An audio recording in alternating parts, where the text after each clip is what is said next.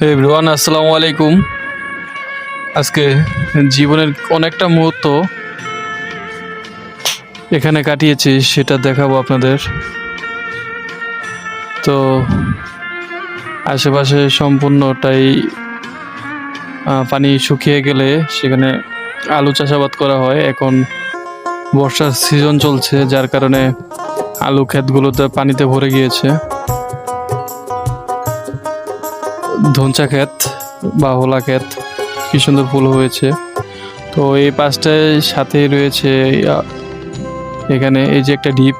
এই ডিপটা যখন পানি শুকিয়ে যায় তখন আমরা ছোট সময় আরো পুরোনো দিনগুলোতে এখানে আড্ডা দিতাম। প্রায় বন্ধু বান্ধব, ভাই ভাতিজা সবাই একসাথে মিলে আড্ডা দিতাম আমরা এখানে বসে।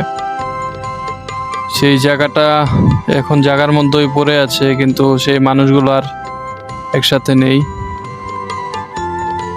এক সময় এই বর্ষার সময় রাতের বেলা লাইট দিয়ে কুচি দিয়ে মাছ ধরার আনন্দ মুহূর্তটা ছিল অন্যরকম। এখন পানি উঠলেও মাছ ধরার মতো সেই আবেগ থাকলেও সেই লোকগুলো আর নেই সাথে।